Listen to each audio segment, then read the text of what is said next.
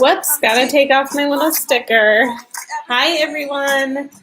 I haven't gone live in a while, so I'm really happy to see you. And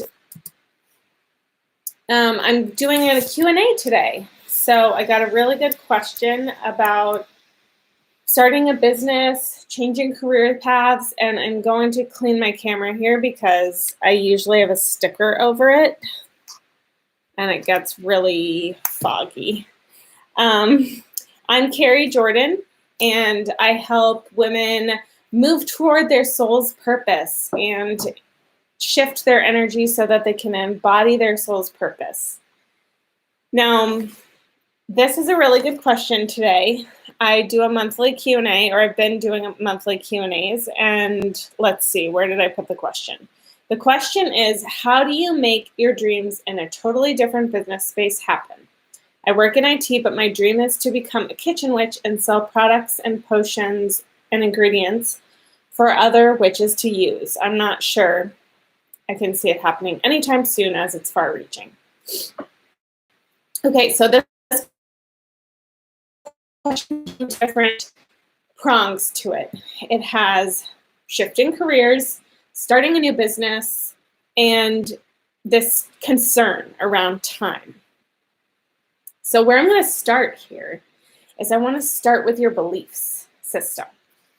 I want to start with your beliefs about time. And I have to make sure that this video is under 10 minutes. So I'm going to do that. Okay, so what are your beliefs around time? It sounds like you believe that this is going to take a long time for you to shift. And you can't quite see like the end goal. Or you can't quite see maybe it making the same income that you have at your IT job. That's just the sense I'm getting. It's a guess I'm making. So what I would say for that shifting in your belief system is that I want you to really work on your energy. I want you to get into joy, into flow and pleasure. And when you're in that flow state of joy and pleasure in your life, doing the things or the thing that you love to do, which I imagine has to do with working with the plants, herbalism, making medicines, dreaming about this new business. I imagine that will bring you into a flow state. And when you're in flow state, it basically means that time disappears because you're not tracking time. You're immersed in the moment. You're immersed in the present. And this is a very feminine practice of being in the present. Now, when you are in flow state, it's going to put you in contact with a lot more synchronicities because you're in the flow of life. You're going with your birthright, which is pleasure and joy. Now, that is one prong of the energetic work and the belief work, but there's also the inner work. So being in joy, and then there's the inner work of looking at your wounds, your beliefs, your limited beliefs about what's actually possible for your life, what's possible for your finances, what's possible for your business, right? And so I want you to look at your beliefs here, your limiting beliefs, and heal those wounds, and get in that energy, transmute those wounds into that energy of joy and pleasure and excitement, enthusiasm. Enthusiasm is true enjoyment of what we're doing. That's what enthusiasm is. So can you channel your enthusiasm into your soul purpose? Now, I want to get into some of the logistics around the business part, but this energetic piece is going to be completely essential to creating your soul work, to creating your business, your soul business, and shifting your career. As you shift your career, you're shifting paths. So you're kind of like changing directions energetically, and you want to be in that flow of synchronicity for that to happen, right? So that's another piece of the flow. Now, in terms of logistics, I'm looking at my notes. I have some suggestions around how to start the business. And I just want to emphasize that this energetic work is really the first piece. Getting into the vibe of your business.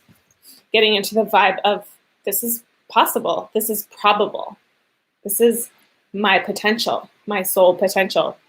And why would I come here if I cannot reach, if I'm not going to be able to reach my soul potential? It's absolutely possible. It's your birthright, and if it's why you came to this planet, then it will be so. And is that your belief? Ask yourself that. Now, in terms of logistics, I want you to talk to other people who have made this happen. Talk to people anywhere from a small Etsy business to a local apothecary to the CEO of Mountain Rose Herbs. Okay? I want you to talk to everyone who has made this a reality, because you're looking for evidence that is possible for you. All right? And I think that a good first step is to start with a small product line. Start with like 3 of your favorite recipes or 3 of your favorite herbs or ingredients. You said ingredients in your question. So share about your passion on social media.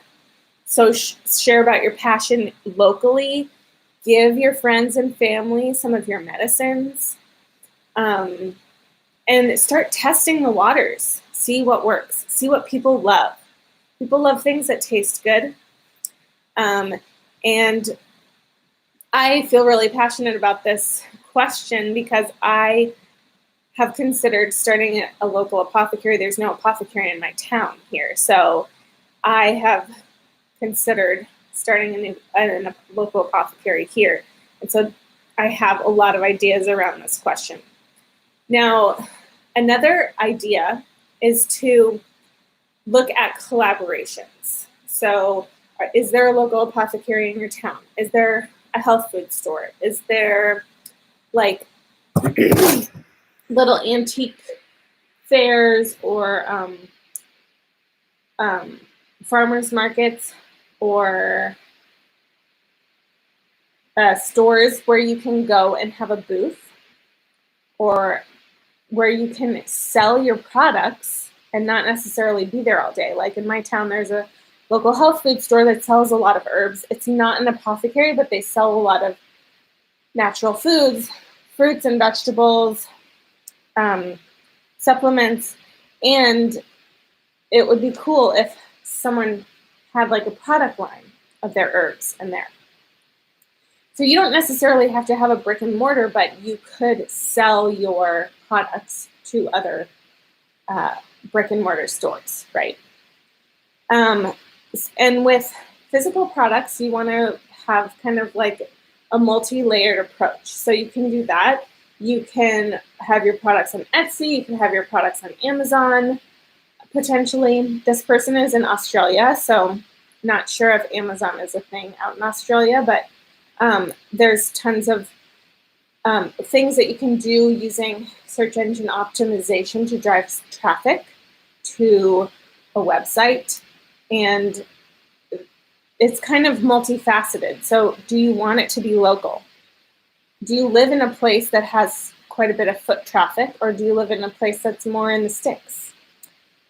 And I think farmers markets are an excellent way to start and to test the waters of what products work for you, what the product line is doing, right?